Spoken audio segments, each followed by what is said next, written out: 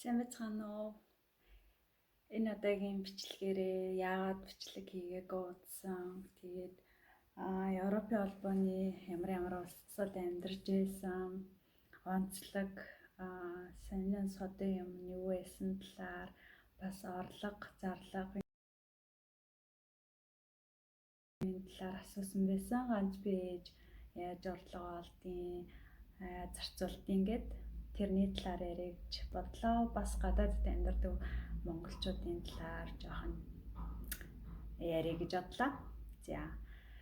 Эхлээд яагаад удаан бичлэг оруулсангүй гэвэл өнгөрсөн сард 12 сард манай хоёр хүүхдийн аав нь өнгөрцөн. Бид хэд салаад бараг 4 жил болох гэж байгаа ч гэсэн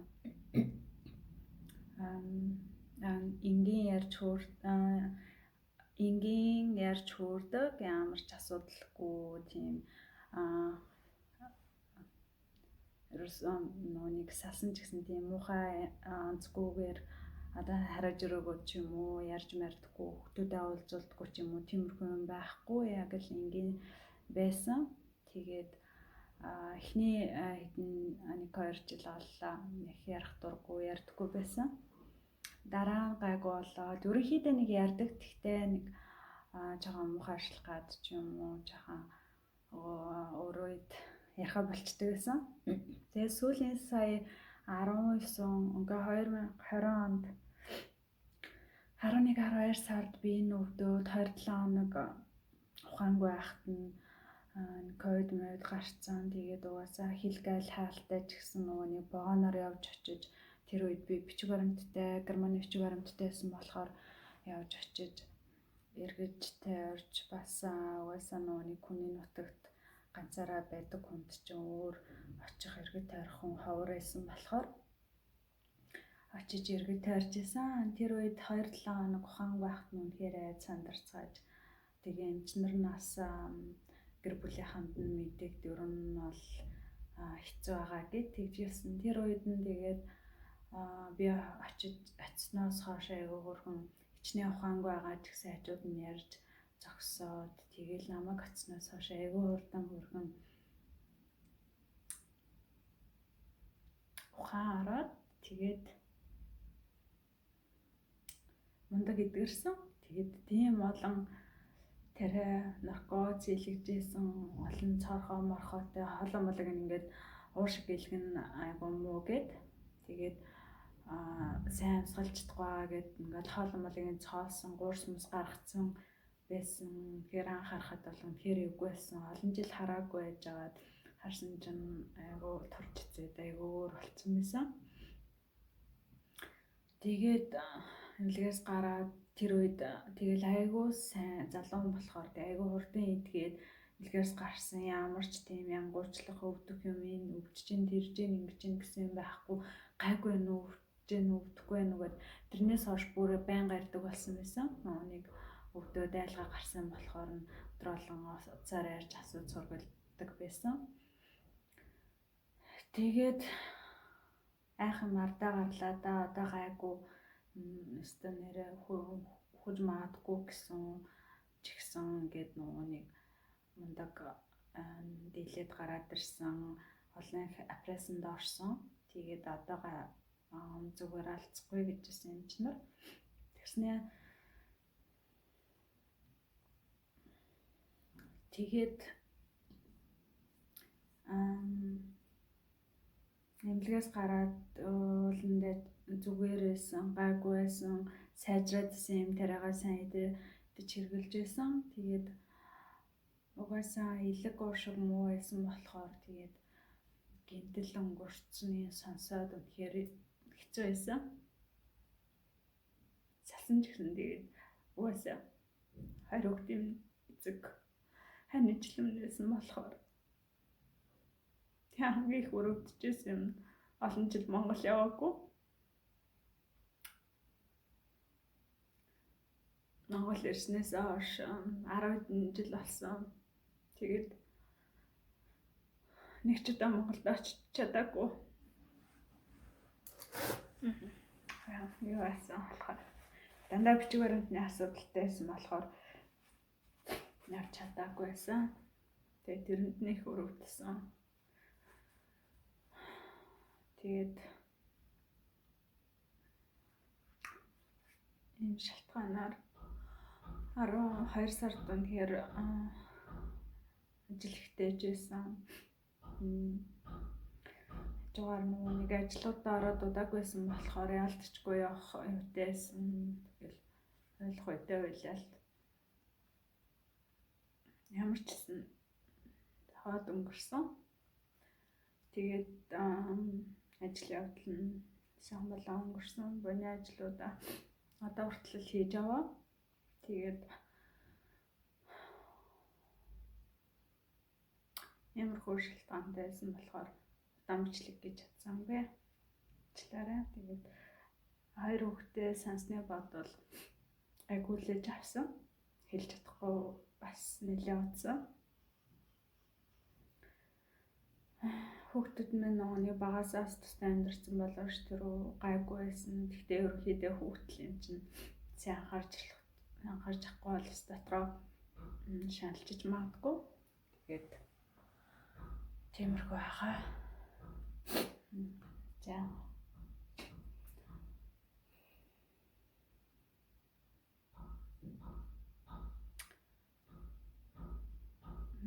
Би Европт гарч ирээд 16 жил гарсан болсон байна. Энэ хугацаанд 5 орноор амьдарч исэн. Тэгээд хамгийн эхлээд Чех, Швейцарт нэг саргаар амьдарсан. Тэгээ Холланд, Герман, Бельгид ийм 5 орнд амьдарч исэн. Тэгээд энэ хугацаанд хамгийн их утсан нь ерөн Чех, Герман байгаа. Чехт бол анх гэрээгээр ирсэн. Тэгээ амарчсан байнгын үйлдвэрийн ажиллаараа ажиллаж гэрээгээ унахгүй бичиг баримтаа унахгүй явж 5 жил тогтмол ажиллаж амьдарч байж нөгөө нэг урт хугацааны виз авсан. Амьдрах эрхийн виз 10 жилийн виз. Одоо тэгээд тэр 10 жилийн визээр ингээд тэнд яваад ээж чаддаг. Тэгээд тэрийг авахын тулд 10 жил амьдарсан байх. Үгүй 5 жил яг тогтмол амьдарсан нөгөө нэг одоо даатгал татвар материалын яг төлж өгсөн байх. Тэгээ дээрэс нь шалгалт хэлний шалгалт өгч авдаг.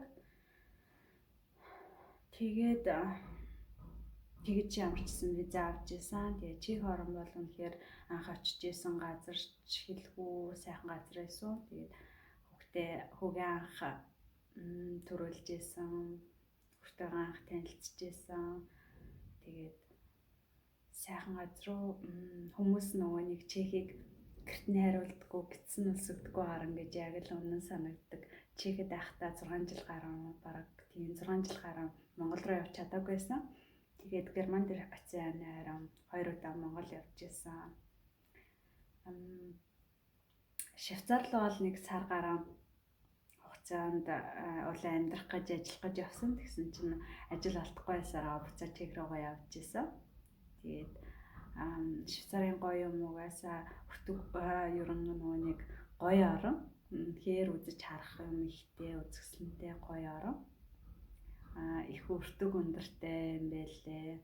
Тэднийхээ аюугаар ч гэсэн бас цалинж гайгүй байдаг юм шиг байлаа. Манай монголчууд бол Швейцарт эмэгтэй хүмүүс ихэвчлэн аюуг Швейцарт байд юм билээ. Тийм тэгж байсан. Швейцарын хамгийн таалагдсан гоё юм нь бас ээжтэйгээ бид нар нөгөө нэг аюу тийм гоё хөрхрээ тэрний нэрээ одоо юу гэдэм болоо тэр нэрээ үнэхээр гоё том гоё хөрхрээ байсан. Тэрийг үзчихсэн. Тэр ээжтэйгээ аялж явж байхдаа тэрийг үзчихсэн.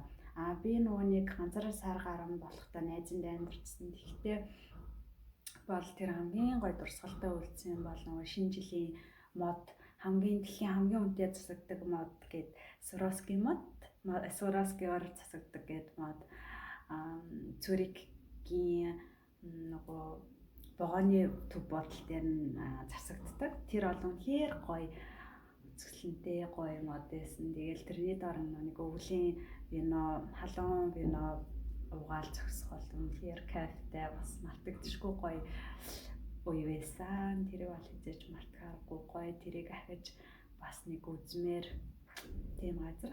Өвлийн наа нугасан амар гоё халуун дэлэг гоё чихэрлэг гоё идэв штэ. Тиймэрхүү тэгэл тэрийг хараад зогсоод хүүтэнд гоё гоёсэн. Тийм гоё минутсан. Ээжигээ урилгаараа авчирчээсэн 2 ч юм 3 ч удаа иржсэн. Тэгээ тэр үед бол ингээд Европын өөр орнуудыг бол үзчихсэн. Яг амьдарч үзсэн газар гэвэл ийм 5 газар байгаа байхгүй. Тэгээд Холланд руу болохоор маань нөхөр бичиг баримтгүй болоод харлаа дунаад тэгээд анх Холланд руу өрөө дагаад битгаар бичиг баримттай ч гэсэн аваагаа дагаад цагаачлж исэн. Холланд, Германд хоёрд бол цагаачийн амьдралаар амьдарч үзсэн. Тэгээд Холландд бол нэг туршлагатай гоё юм чи юу вэ? Анх карнавал гэдэг наадмыг үзчихсэн. Тэр бол үнэхээр хөөрхөн хүүхдүүдэд аягүй гоё. Тэгээ нэг ингээл янз янзын том машин трактор эдрийг гой гой чимгэлцэн тэгээд хүмүүс аягүй гой хувцсан нүүр амаа бутсан тийм баяр олдог. Том замын хөдөлгөөнүүдийг замуудыг хагаа голоор нь бүжгэлж дуулаад явдаг. Тийм баяр өгдөг. Тэр бол үнэхээр бас гоё баяр. Тэр Холландд үзчихсэн юм байна. Тэгээд Холландын бас гоё юмнууд нөгөө нэг юм зам нь ингээд нөгөө нэг Холланд ч нөгөө уулгүй газар болохоор айгүй гоё ингээл тал тэр чигээрээ тал машин чимээр явахад үнэхээр гоё юм он тов юм байхгүй гоё. Яг хэцүү юм нөгөө дугуй ихтэй болохоор хажуунаас гинт дугуй орж ирээд тэр нь айгүй байдаг байсан. За өөр Холландд гоё дурсгалтай юм юу байсан бэ? Тэгээ би Холландд жирэмсэн тийм аавыг бас дааж явахдаа би жирэмсэн байсан аавыг хүүбт хоёр аваагаа дааж явахд чигээс анх гарахтаа охиноо алсан байсан. Тэгээд Холландд жирэмсэн 7 сар гарan байжгаад Германд сар гарan болоод тэгээд төрчихсэн. Миний охин Германд төрсөн. Герман бол үнэхээр жаргацсан, даварцсан гоё газар байсан. Тэгээд байр маярны мөнгө төгрөг төлдөггүй. За Холландд ч бас тэгдэг байсан. Гэхдээ Холландд онцгүй байранд байдаг байсан. Германд бол үнэхээр гоё байр маяранд байдаг байсан. Тэгээд ус тоог интернет эдрээ бол өөрсдөө төлөөд тэгээ байр маярны мөнгө төлдөггүй. Дээрээс нь улсаас сар болгон мөнгө аваад тэгээ яг эхний 3 жилдээ бол хүүхдээ хараад охин жоохон байсан болохоор гэр зураа байдаг байсан. Тэгээд нөхрөөсөө бас салаад сүүлийн 3 жил бол хүүхдүүдэд цэцэрлэг сургуульд нь зөөгөөд хэлний курсүүдэд суугаад үнэхээр идэвхтэй эрч хүчтэй сүүлийн 3 жилийг өнгөрөөж исэн.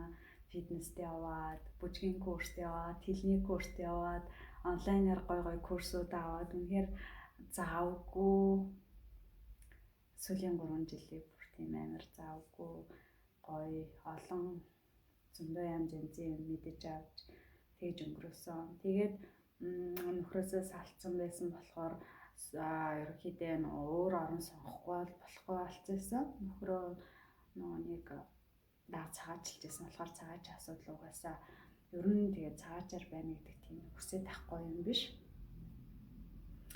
Тэгээд аль нэг орон сонгох болоод тэгээд Швед, Бэлэг хоёрын аль нэг энэ сонгоёг хойлонг нь очиж судалж үзчихсэн. Тэгээ Шведэд очисон ер нь Швед гоё газар байсан, том газар байсан. Найз нөхөд танил талууд их байсан. Гэхдээ бүр арай л хол хилэн тэс ондоо санагдаад Бэлэг болохоор арай ойрхон. Манай хожин газраас би одоо энэ 3 цагийн л газар байгаа машинаар. Тэгээд арай ойрхон бас нэг 6 жил амьдэрсэн болохоор нөгөө нэг авсан шинэ юмнууд аюу их новш ихтэй болчихсон. Тэгээд тэдрээ бас хаяа авчиж чадахгүй. Тэгээд нөөж ирэхэд бас арай ойрхон. Нэгд хоёрд хилэн ингээд германилтай жоохон төстэй тэр нас их гоё санагцсан.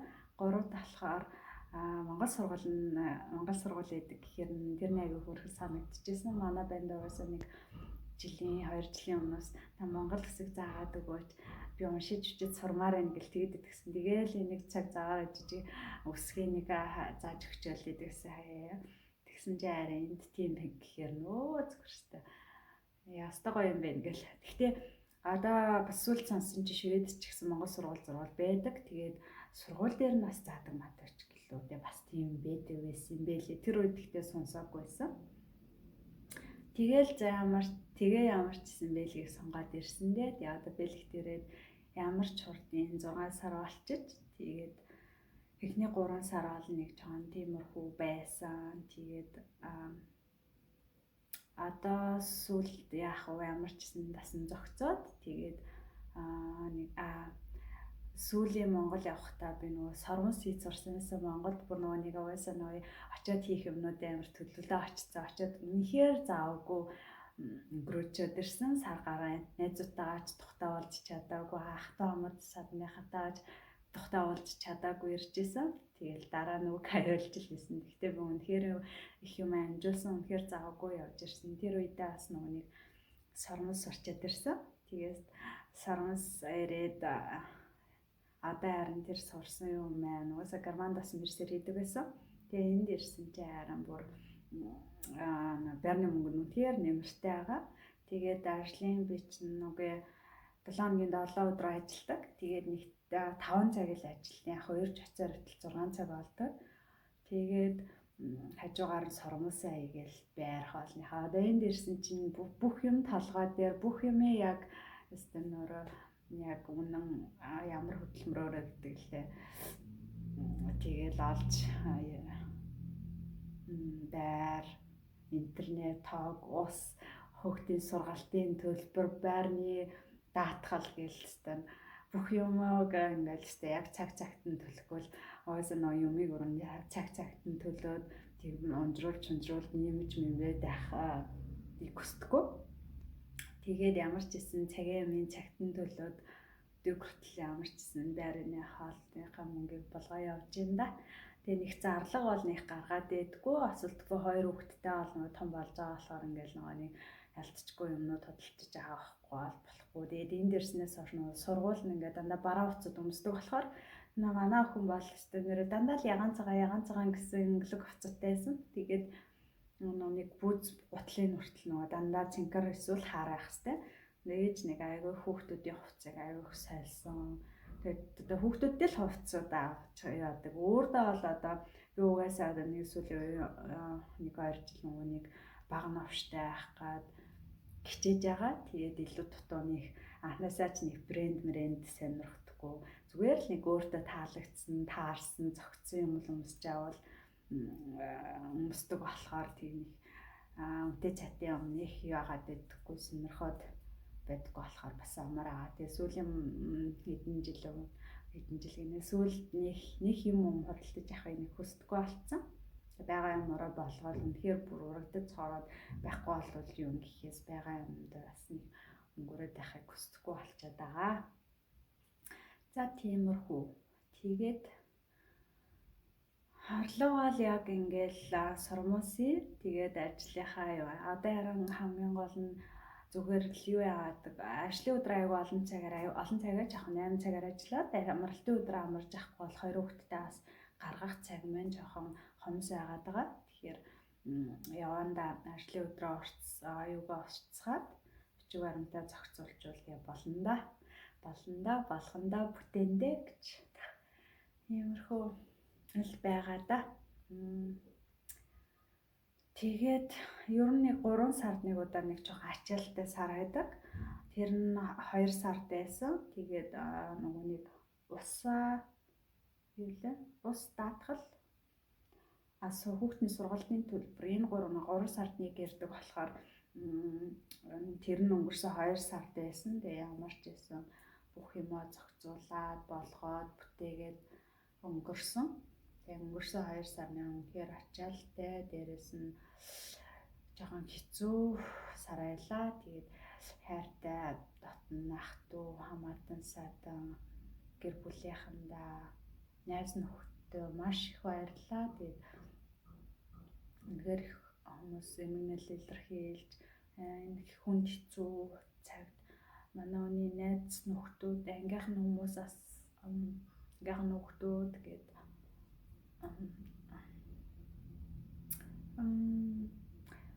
нэг одоо энэ корона гээд хүн болгоно л хэцүү хямралтай хэцүү байгаа. Тэгэхээр энэ үед ингэж айгүй мундаг мөнгө цуглуулцгааж, ном уншуулж өгцгөөсөн хамаатан садныхандаа, гэр бүлийнхандаа, манай өний хамаатан садныхандаа бүгдэнд нь маш их баярлалаа гэж хэлмээр байна. Тэгээд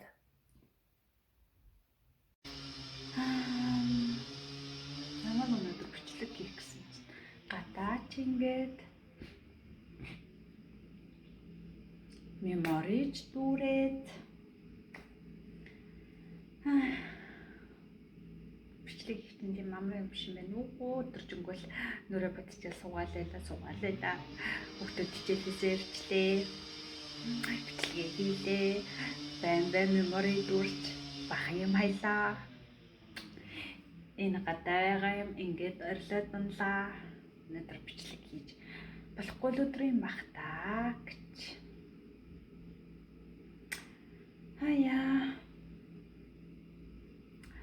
Ерөнхийдөө гадаадд амьдардаг монголчуудын талаар миний анзаараад байхнаа би бол айгүй азтай арга гэрээс ингээд татлаа байгаад байдаггүйсэн. Би өөрөө ихээс сургуулаад гэхдээ манай гэрхэн бүгдээрээ л Монголдо амьдралтай ажилтай төрөлтэй хүмүүс. Тэгээд ерөөсөө надаас нэг ганц 100 евро явуулаач гэж ерөөсөө гуйж үзээгүй. Нандаа л би өөрийгөө болгосоор л ирж байсан. Зарим хүмүүсийг анзаараад байхнаа нэг хөрхөн энд зовж амьдарчаал дээр зовж мөнгө олчаал нөгөөдгөө сар болгон Монгол руу мөнгө явуулаад хүрхий тэгж анзаарагддаг. Тэгээл нөгөө Монгол руу мөнгө явуулсныг Монголд байгаа хүмүүс ойлгодог ч юм уу гэж заримдаа боддtiin зайлвал тэгээл нэг гадаад байгаа хүмүүс гэхээр л хүмүүс тийм нэг баян бөө мөнгө ургуулад байгаа хүмүүс шиг бодоод идэм шиг санагддаг. Зарим нэгэн тийм боддог хүмүүсийг жоохон ойлгож ухаарч гадаад дэдэг ээж аав эсвэл ахын дуу эхнэр хүүхдээ эхнэр нөхрөө ойлгоод хүний нутагт зовж мөнгө олж байгаа юм шүү гэд нөгөө олсон мөнгөний зөвхөн зарцуулж бас хөрхөн зовж олсон юм шүү гэдгийг ойлгож байгаасай гэж хэлмээр санагдтыг. Энд бол бүр хэцүү санагдсан үрхий хөвчлэн хараар амьдардаг хүмүүс тэгэл хараар эчин барин байж ажил хийгээл олоод тэгэл нөгөө мөнгөдөө Монгол явуулаад байдаг. Тэгэл нөгөө Монголд байдаг бүр хүүхдүүд нь зүйтэй зарцуулдаг болоо да гэл боддээ. За өөр ер нь хүний нутагт амьдрах гэдэг чинь айгу тийм сайхан юм биш шүү дээ. Ерөнхийдөө дандаа барлаг ажлууд хийн. Гэхдээ сайн сайхан ажил хийж байгаа хүмүүс байдаг л ахaltaа байгаалгаа. Ерөнхийдөө хөвчлэн хэцүү тэгэл Монголд хийхгүй ажил л хийж мөнгө олдог. Яг хөө цалин дээр л байдаг ахал дээр л дээ. Тиймэрхүү. Тэгээд бичиг баримтны асуудал бол үнэхээр хэцүү. Бичиг баримтаа ингээл их нутагтын амьдрал тиймэрхүү асуудал байхгүй шүү дээ бүрхий. Тэгэл сайхан бичиг баримтны асуудал байхгүй. Хүний нутагт бол бичиг баримтны асуудал ингээд сонгуулна, тэнгэр сонгуулна, ингэж виз дууслаа, тэгэж виз дууслаа гэл. Энд бол харьцангуйгаа айгуу санагдсан хөвчлэн хараар хүмүүс байдаг. Ер нь ингээд Европын албаны амьдарч байсан орнуудаа бодохоор Чехд бол ерөөсө хараар амьдрах боломжгүй, Германдас хараар амьдрах боломжгүй. Швейцарын, Бельги, Холланд эднэрт бол харьцангуй хараар амьдрах хүмүүс их байд юм билээ. Тэгээд ийм айлын ажил хийдэг. Тиймэрхүү хүмүүс их байд юм билээ.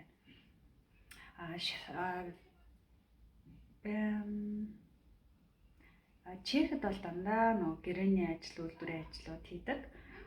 Германд бол бас ямар харьцангуй бас янз янзын ажил хийх боломжтой аюу гой хэлний курст нь суугаад эсвэл нөгөө нэг юунд нь Асбилтум гэдэг юм да. Юу гэдэг лээ тэр чүүд юу гэдэг юм болоо. Ямар ч маа нэг найз охин аюу мундаг Монголоос аусбилдинг хүмүүсээ авчраад